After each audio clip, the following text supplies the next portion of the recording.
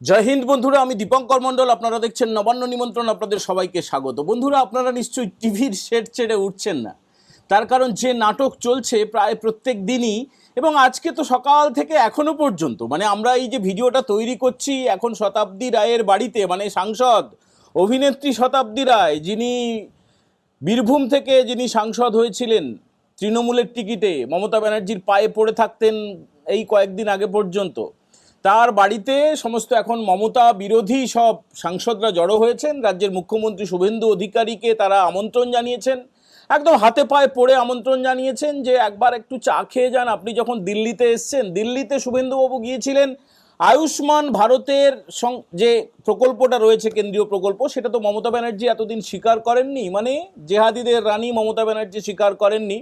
তিনি এবং লুচ্চা ভাইপো তারা গতকাল থেকে গিয়েছেন। গতকালকে মমতা ব্যানার্জি, তার আগের দিন লুচ্চা ভাইপো, তারা সব দিল্লিতে।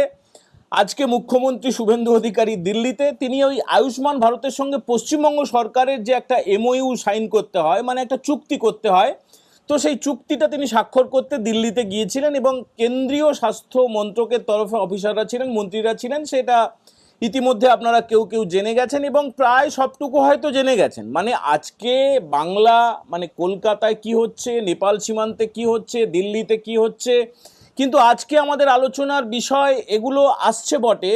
আমাদের মূল আলোচনার বিষয় কিন্তু ফয়সাল খান, খান স্যারের ভিডিও আপনারা প্রায় সবাই দেখেছেন। দেখেননি এমন খুব কম লোক আছেন। এবং তার সঙ্গে রসন আনন্দ, দুজন বিবদমান শিক্ষক, তার মধ্যে কে দোষী কে নির্দোষী, মানে ইতিমধ্যে রসন আনন্দ জ্ঞানবিন্দু বলে একটি কোচিং সেন্টার রয়েছে আমাদের প্রতিবেশী রাজ্য বিহারে, তার যিনি মালিক বা তিনি তার যে কর্ণধার রসন আনন্দ, তিনি এখন এই মুহূর্তে জেলের মধ্যে রয়েছেন। আর ফয়সাল খান বা খান স্যার, তার যে খান গ্লোবাল স্টাডিজ বলে যে কোচিং সেন্টারটা রয়েছে, দুজনের মধ্যে বিরাট ঝামেলা। সেটা নিয়েই মূলত কথা বলবো, কিন্তু তার প্রাসঙ্গিক সকাল থেকে কি হলো সেই নাটকগুলো একটু না বললে ঠিক জমছে না।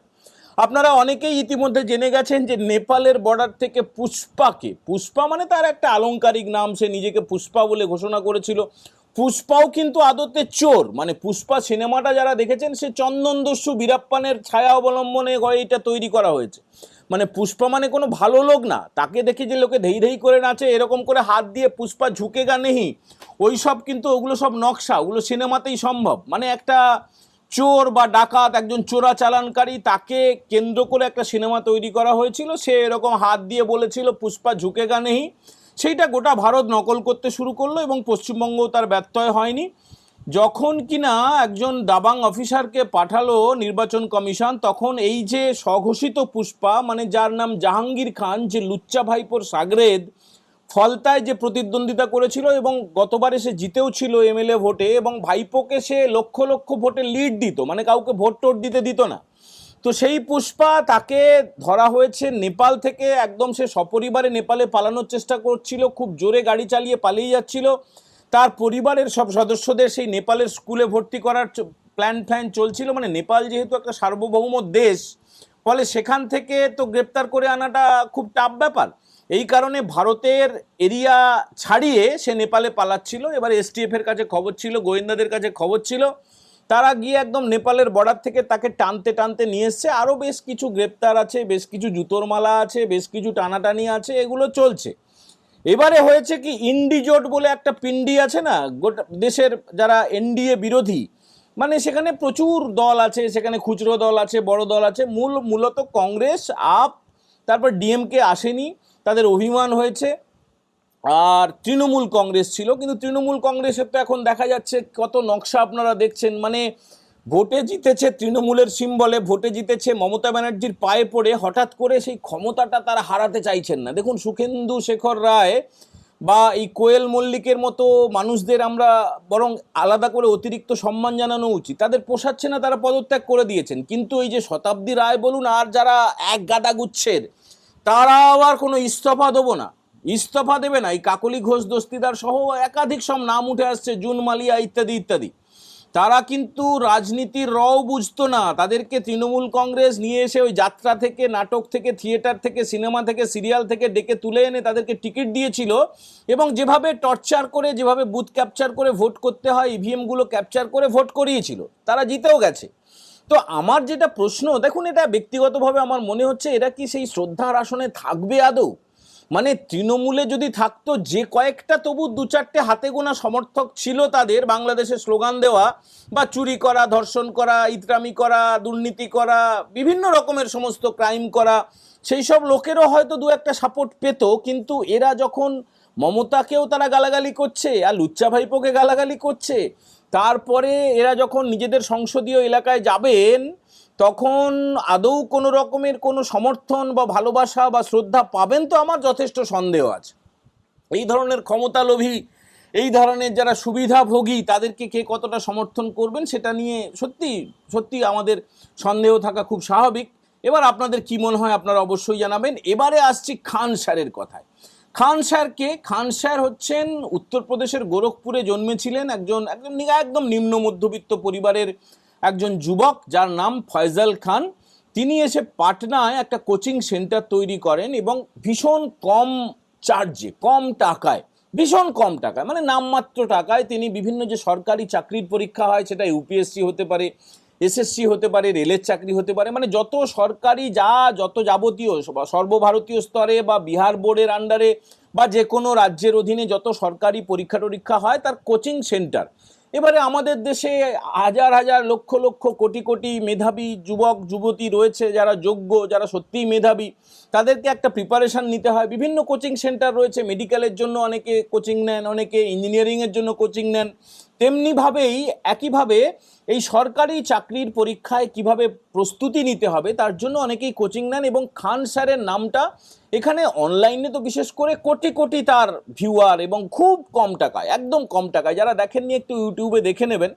তো সেই খান স্যার একটা কোচিং সেন্টার তৈরি করেন এবং তার একদম যেখানে তৈরি করেছিলেন পাটনার, মানে বিহারের রাজধানী পাটনার, যেখানে খান স্যারের এই কোচিং সেন্টার, তার ঠিক কাছেই আর একটা কোচিং সেন্টার আছে, তার নাম হচ্ছে জ্ঞানবিন্দু। আর খান স্যারের যে কোচিং সেন্টার তার নাম হচ্ছে খান গ্লোবাল স্টাডিজ। তো জ্ঞানবিন্দুর যিনি কর্ণধার তিনি রোশন আনন্দ, একেও রোশন স্যার বলেন, অনেকে রোশন আনন্দ স্যার বলেন।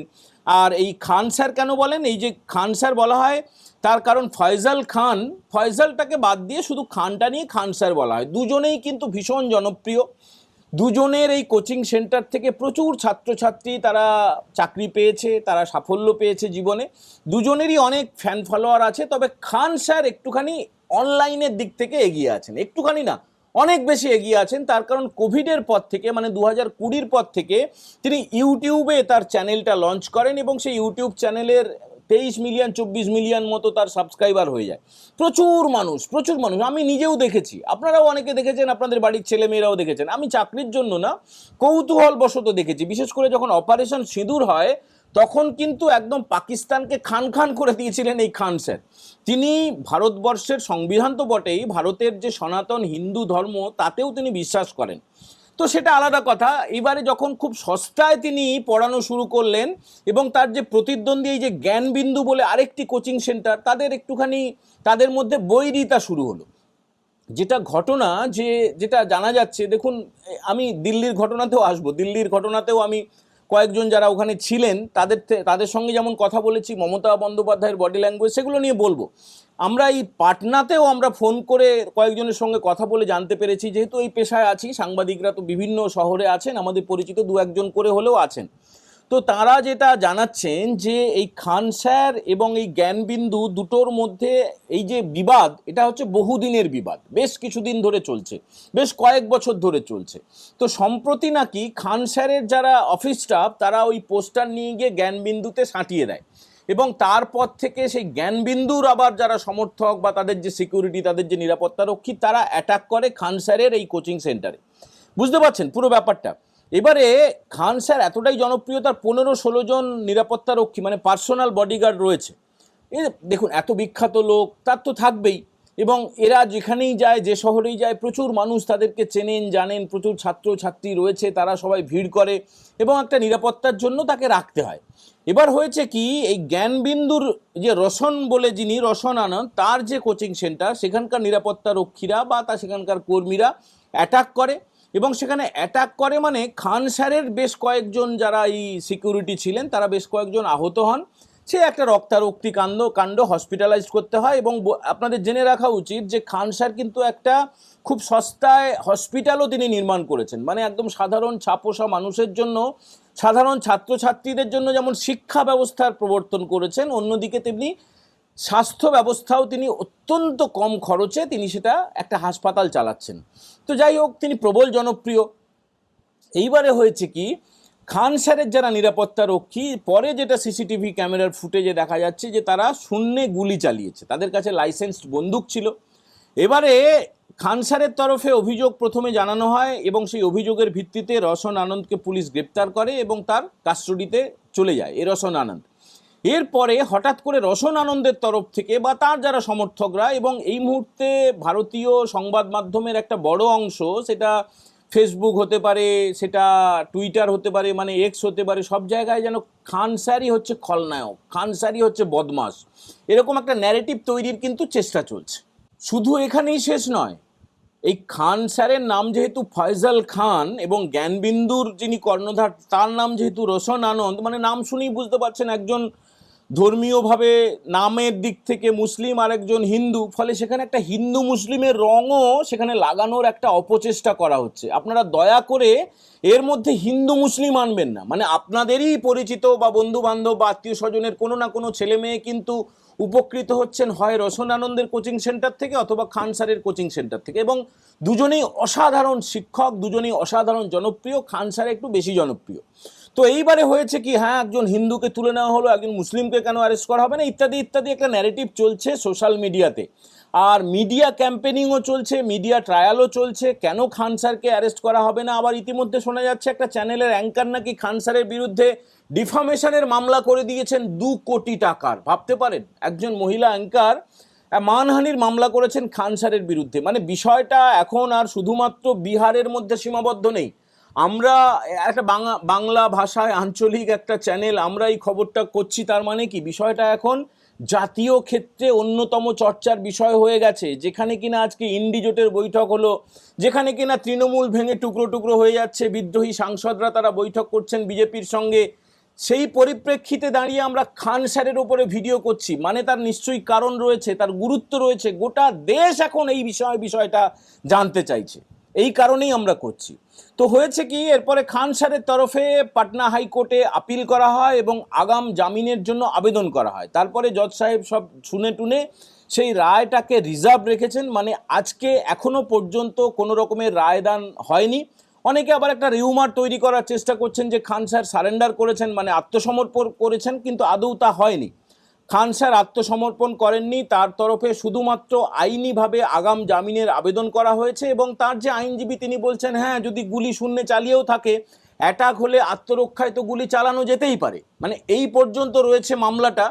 আমাদের প্রশ্নটা হচ্ছে, শিক্ষকদের মধ্যে বা শিক্ষা সংক্রান্ত বিষয়ের মধ্যে গোলা গুলি কাদা রক্ত এগুলো কেন আসবে? দুজনেই অত্যন্ত সম্মানীয়, দুজনেই অত্যন্ত শ্রদ্ধেয়, দুজনেই অত্যন্ত জনপ্রিয় শিক্ষক, তাদের মধ্যে কেন আবার হিন্দু মুসলিমের বিভেদ আসবে? কেন তাদের মধ্যে আসলে ব্যবসায়িক কোনো কারণ কি এর মধ্যে কাজ করছে? এটা নিয়ে কিন্তু একটা প্রশ্ন ইতিমধ্যে পাটনার অলিতে গলিতে চর্চা শুরু হয়ে গেছে। যেহেতু খান স্যার সস্তায় তিনি শিক্ষাদান করেন, তাকে রোখার জন্য কি কোনো একটা অংশ বা কোনো একটা চক্র এই কাজ করছে? এই প্রশ্নটা কিন্তু অবান্তর নয়, এই প্রশ্নটা অবশ্যই চর্চার বিষয়। এবং সস্তায় তিনি শুধু যে শিক্ষাদান করছেন তাই নয়, সস্তায় তিনি স্বাস্থ্য পরিষেবাতেও অংশ নিয়েছেন। এবং এর ফলে কি হয়েছে, যারা কিনা অনেক টাকা দিয়ে কর্পোরেট হাসপাতাল, অনেক টাকা দিয়ে দামি দামি কোচিং সেন্টার, তারা মার খেয়ে যাচ্ছে, তাদের তরফে কোনো বিরোধ করা হচ্ছে না। তো ভালো করে আপনারা ভেবে দেখবেন, একদম নিজে একা একা নিজের বিবেককে জিজ্ঞেস করবেন যে খান স্যারের মতো একজন মানুষের পিছনে কেন এই ধরনের একটা ন্যারেটিভ তৈরি করার চেষ্টা করা হচ্ছে। বন্ধুরা, একদম বলেছিলাম যে দিল্লির কথাটা বলবো। আমার একজন বন্ধু বলল যে একটা সিন তৈরি হয়েছিল, একটা মুহূর্ত তৈরি হয়েছিল যখন ওই ইন্ডি জোটের বৈঠক হচ্ছিল, তখন রাহুল গান্ধী গিয়ে দূর থেকে মমতা ব্যানার্জির দিকে এরকম হাত জোড় করে নমস্কার করেন এবং পাল্টা সেখানে মমতা ব্যানার্জির তরফে নমস্কার করা হয়নি, আর হাত নেড়ে কোনো একটা ব্যাপার, মানে আজকে আমরা ছবিতে দেখে যা বুঝতে পারছি, কিন্তু যারা ওখানে ছিল তারা যেটা বলছে যে মমতা ব্যানার্জির মুখটা দেখার মতো হয়ে গেছে, বিবর্ণ হয়ে গেছে, ফ্যাকাশে হয়ে গেছে, মুখে হাসি উড়ে গেছে। যে মমতা ব্যানার্জি একটা অভিনয় করতে পছন্দ করেন, ভালো মেকআপ টেকআপ করে সুন্দর করে, একদিকে তো লুচ্চা ভাইপো, তার আজকে গ্রেপ্তারি পরোয়ানা প্রায় জারি হওয়ার মতো অবস্থা। তার কারণটা, তার আজকে সিআইডির কাছে যাওয়ার কথা ছিল, ওই সই জালিয়াতি কাণ্ডে তার জেরা করার কথা ছিল, সেখানে যায়নি। আজকে ভবানী ভবনের তরফে সিআইডির কর্তারা এসে আবার একবার নোটিশ দিয়ে গেছেন, তারপরে হয়তো আরেকবার নোটিশ দেবেন, তারপরেই হচ্ছে গ্রেপ্তারি পরোয়ানা জারি হয়ে যাবে, যেটা ওয়ারেন্ট। তারপরে তাকে টানতে টানতে নিয়ে যাবে। একটু অপেক্ষা করুন, তাকে টানতে টানতে নিয়ে যেতেই হবে। তার ভবিতব্য লেখা হয়ে গেছে, তার একদম লিপি, তার যে বিধিলিপি বলা হয় যেটা, সেই বিধিলিপিতে লেখাই আছে জেলের গড়াদের ভিতরে তাকে থাকতে হবে। এটা কোনো অসুবিধে নেই, মানে সেটা হওয়া উচিত, শুভস্য শীঘ্রম সেটা হবে। তো আজকে যেটা হয়েছে যে এই যখন রাহুল গান্ধী নমস্কার করছিলেন, যখন মমতা ব্যানার্জি যখন হাত নাড়ছিলেন, ওই মুহূর্তটাকে বাংলার মিডিয়া বিরাট করে রাহুল গান্ধী প্রণাম জানালেন। তো এইটা দেখার পরে আমি একটু ওখানে যারা ছিলেন তাদের সঙ্গে কথা বলে যা বুঝলাম, তারা যেটা বলছেন যে রাহুল গান্ধী তার যে বডি ল্যাঙ্গুয়েজ পুরো খিল্লি করছিলেন, কি বাগে এসছো তো, এরকম আর কি। হ্যাঁ, কেমন টাইট দিলাম বা কেমন টাইট হলে, তোমার নিজের দলের এমএলএরাই তো তোমার কাছে নেই, তোমার নিজের দলের সাংসদরাই তো তোমার কাছে নেই, এতদিন ধরে বিরাট জমিদারি করে গেছো, এতদিন ধরে কংগ্রেসকে পুরো সাইনবোর্ড করে দেওয়ার চেষ্টা করেছিলে পশ্চিমবঙ্গে, এখন তুমি বাছাধন এসছো। তো এইরকম একটা বডি ল্যাঙ্গুয়েজে রাহুল গান্ধী পুরো খিল্লি করেছেন মমতা ব্যানার্জিকে। এর বাইরে আর কিছু না, কোনো প্রণাম টোনাম করার ব্যাপার নেই, এবং শূন্য হাতেই তাকে ফিরতে হবে। কোনো রকমের কোনো আশ্বাস, কোনো রকমের পাশে থাকার বিরাট কোনো কিছু নিয়ে তিনি ফিরতে পারছেন না।